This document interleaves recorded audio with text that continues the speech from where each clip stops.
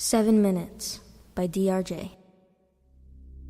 You could hear the sirens from a mile away. Rushing to the hospital as a young boy laid inside to his near death, struggling to breathe as he is gasping for air. They finally get to the hospital and lay him on another stretcher. He stopped breathing. The nurse is struggling to get him to start breathing again. They become successful 4 minutes later. But he will not wake up. "Why won't he wake up?" the boy's father yells while hovering over him. The father yells again, "Wake up, Aiden!" his voice slowly disappearing. The boy starts to wake up. Confused, he sees a young woman in a weird-looking nurse outfit checking his pulse. His first words are, "Why are you dressed funny?" The nurse replies, "I'm not dressed funny, you are." She looks at the boy with a big smile as he looks down at his clothes in confusion. The nurse was dressed in a 1950s uniform, all clean and nicely worn. She was beautiful and had the biggest smile. She was only about 24 years old. She had a name tag above her chest that said Margaret. The boy looks at her name tag and says, "Hello, Margaret." The nurse giggles and says, "Please, call me Maggie," with a small grin. The boy smiles and tells her his name. "I'm Aiden." The nurse looks at the boy and turns her head to the side. "I know." The boy still laying there, looking around the room with his eyes, he asks, "How did I get here? Am I dead?" Maggie looks at him with a sad look on her face. "No, sweetie. You did die for a few minutes." "Am I in a coma?" the boy speaks. "No, more like a deep sleep," she replies. Surprisingly, the boy doesn't seem to mind that he is in this strange world. Aiden starts to look at Maggie as if he is studying her. He asks, "Are you dead?" Maggie sits down on a chair next to the bed. "Yes," she replies. "Did you see me come in the hospital? Can dead people always see the living?" Aiden asks. "No, just like in your world, only some can see the dead. Here, only some can see the living." Aiden is amazed at what he is hearing. Maggie lifts her arm and points to the door. "But she saw you," she says as she points at a teenage girl standing by the door. Aiden looks at the girl, who is wearing a pretty flower dress and is barefoot. She has long, wavy brown hair. "Who are you?" Aiden asks the girl. "Lila," she quietly says. Aiden asks the same question he asked Maggie. "Are you dead too?" "Yes," Lila replies. The girl slowly walks up to Aiden. As she gets closer, Aiden can see her better. He sees scars on her wrists. She seems so shy, but very pretty. Aiden looks down at her wrists and asks, "Is that how you died?" Lila looks down in embarrassment. "Yes," she mumbles. Aiden starts to wonder if he will ever get out of this place. "How do I wake up?" "You have to find your body. It won't be easy," Maggie says. Lila then adds, "Yes, it won't be fun either. Before I died, I tried many times to end my life. A few times I was almost successful, so I ended up here. But I was brought back to life. Most people find their bodies after they go through levels of their fears." Aiden makes a face of disgust. "You're right, that doesn't sound fun." Out of nowhere, Aiden begins to hear an odd sound. "What's that?" he asks. He asks while trying to listen harder. Lila makes a face as if she knows what he is talking about. "It must be your heartbeat." "Yeah, that's what it sounds like," Aiden says with enthusiasm. "But why can't I hear it?" he asks. "Everyone does eventually. It means it is time for you to go back.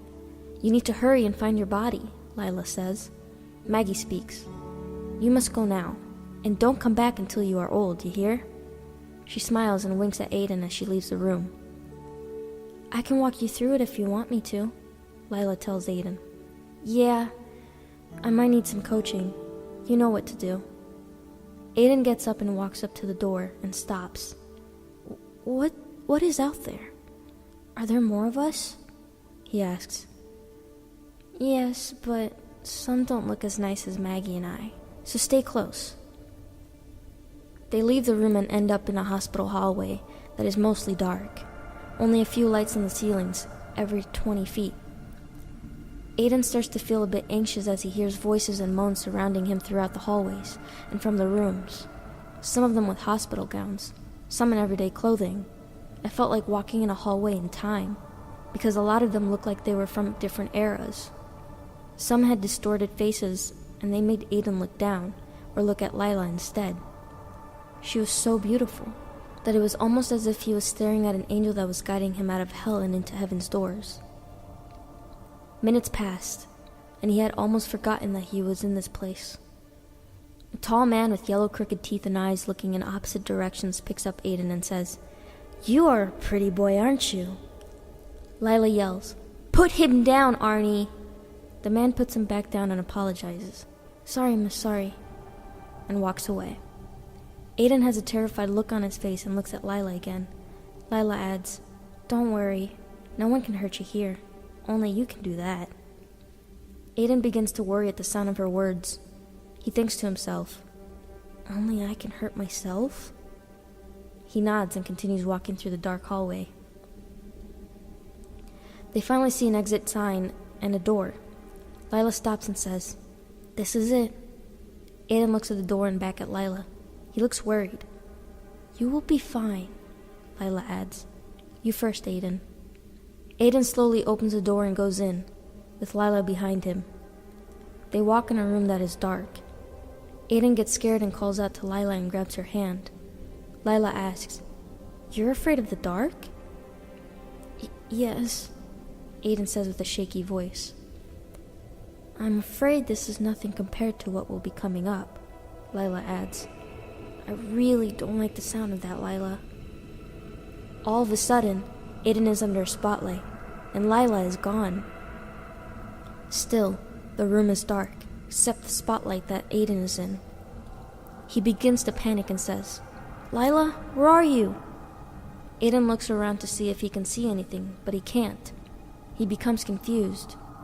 Then he starts to see two lights that almost look like headlights in a car. Aiden starts to realize what will happen next as the lights get closer and closer. He then begins to hear a car coming towards him. The car gets so close it might hit him. Aiden jumps to the side to dodge getting hit. He closes his eyes and hits the ground hard. As he opens his eyes, he realizes he is outside. It is no longer dark. He can finally see Lila and he smiles. He sees people in a pool in front of him. A couple of teen boys are walking up to him. One boy says, "Hey, fag, aren't you gonna get in?" Aiden nods left to right, still lying on the cement floor. Another boy adds, "Maybe he can't swim." All of the boys begin to laugh. A boy says, "Let's teach him," with a nasty grin. Aiden starts to panic and looks at Lila, asking her for help. The boys pick up Aiden while carrying him towards the pool. "Lila, help, please, I can't swim, please!" Aiden pleads. "I'm sorry, Aiden, I can't help you. You must get through this on your own." The boys toss Aiden into the pool. Aiden hits the water without taking a breath before going in. He starts to panic in the water. It is dark in the water, as if he is somewhere else. He realizes it was all for scare. He can breathe in the water, as if he was a fish. His body floating in the empty dark water, or so he thinks it's empty. He starts to see a fin underneath his feet. He starts thinking, "No, not a shark, anything but a shark."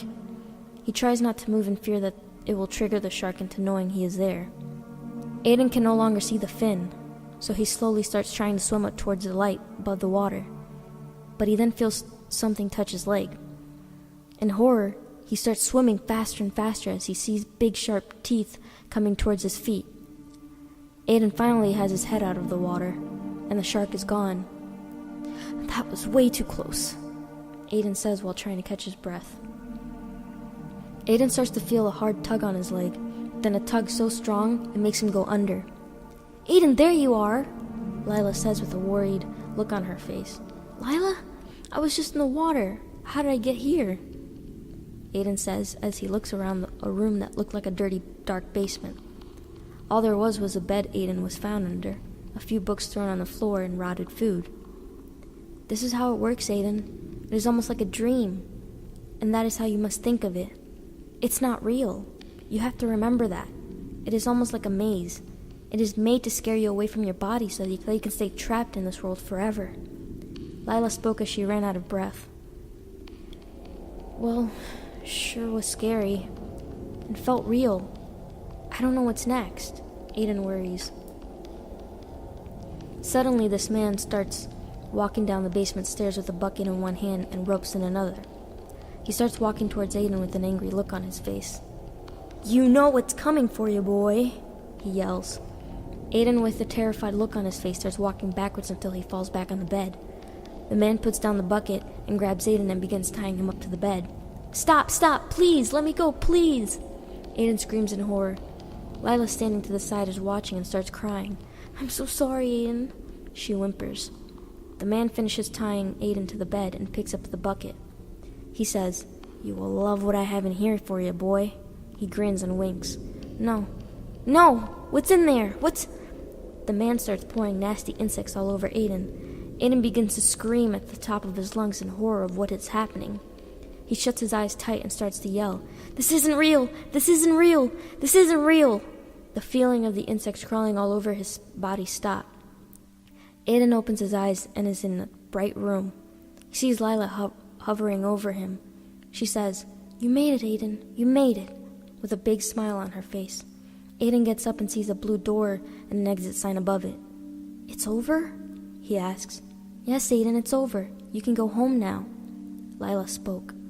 That was terrifying. Will I remember you? Aiden asks. Maybe. Some do, some don't. Lila gives Aiden a hug and a kiss on the cheek. Thank you, Lila, Aiden says with a smile. See you later, he says. He begins to walk towards the door. He turns the doorknob and ends back in the hospital. This time it looks how it should.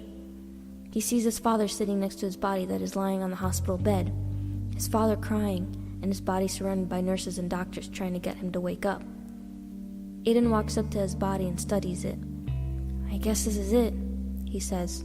He then touches his hand. Aiden starts to slowly open his eyes. The room is bright and a bit cold. His first words are, Dad? Aiden whispers. Aiden? Oh my God, you're okay, his father says as a feeling of relief enters the room. The nurses and doctors also look relieved. How long have I been asleep? The nurse replies, It's only been 7 minutes. Aiden sits up fast, confused.